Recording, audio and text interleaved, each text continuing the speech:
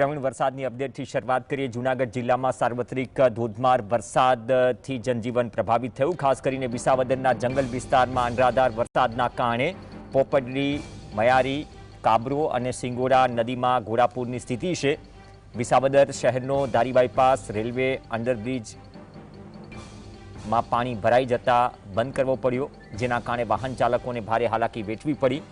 મધ્ય ગીરના કનકાઈ વિસ્તારમાં સિંગોડા નદીમાં પૂરની સ્થિતિના કારણે મંદિરની દિવાલ નજીક પાણીનો ધસમસતો પ્રવાહ પહોંચી ગયો, જેનાથી નજીકના વિસ્તારોમાં પૂરનો ખતરો વધ્યો છે। તો મધ્ય ગીર સહિત વિસાવદર પંથક અને જંગલ પંથકમાં ભારે વરસાદથી નદીઓ છલકાઈ છે અને આ સાથે જ ગીર સોમનાથ અને જૂનાગઢમાં આજે મેઘરાજા ધમાકેદાર બેટિંગ કરી રહ્યા છે। વિસાવદરમાં 4 ઇંચથી વધુ વરસાદ નોંધાયો છે। અલગ અલગ દ્રશ્યો આવી રહ્યા છે। જંગલમાંથી નીકળતી નદી અને સાથે જ શહેરમાં આવતા વોકડાઓ પણ ચો તરફ પાણી જ પાણીથી ભરેલા છે અને ધારી બાયપાસ તેના કારણે બંધ કરવો પડ્યો।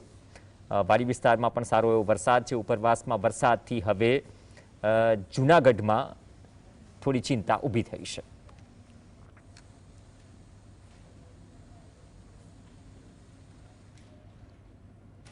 તો આ તરફ માંગરોળ અને માળિયા હાટીના તાલુકાઓમાં પણ મેઘરાજાએ ધમાકેદાર એન્ટ્રી કરી, જેના કારણે સર્વત્ર પાણી થયું।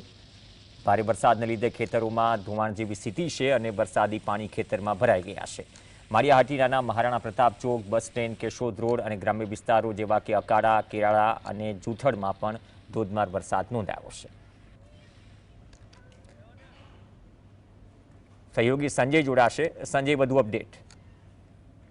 જી પ્રવીણ, ચોક્કસથી વાત કરવામાં આવે તો આજે વહેલી સવારથી જ એટલે કે સવારે 8 વાગ્યાથી માંગરોળ અને માળિયા હાટીના પંથકમાં ધોધમાર વરસાદ વરસી રહ્યો છે અને ખાસ કરીને જે માંગરોળની નોરી નદી છે જેમાં ઘોડાપૂર જેવી પરિસ્થિતિ સર્જાઈ છે, જ્યારે મેઘલ નદી છે જેમાં પણ પૂરની પરિસ્થિતિ સર્જાય છે। ખાસ કરીને જો વાત કરવામાં આવે તો માંગરોળ કેશોદ હાઈવે ઉપર જે વલ્લભગઢનું પાટિયું છે ત્યાં પણ પૂર આવવાના કારણે કેશોદ માંગરોળ હાઈવે થોડા સમય પૂરતો બંધ થયો હતો અને અત્યારે ફરી એકવાર શરૂ કરવામાં આવ્યો છે। ખાસ કરીને જો વાત કરવામાં આવે તો આજે સવારથી વરસાદ વરસતા જે ખેડૂતોના ખેતરો છે જેમાં પાણી ભરાઈ ચૂક્યા છે અને અમુક જગ્યાઓ એથી પાણીઓ શરૂ થયા છે, જેથી કરીને જે મગફળીનું વાવેતર છે જે પણ તણાવવાની હાલ શક્યતાઓ સેવાઈ રહી છે। જી પ્રવીણ, ગ્રામ્ય વિસ્તારો સહિત કયા વિસ્તારોમાં ચિંતાજનક સ્થિતિ વરસાદથી?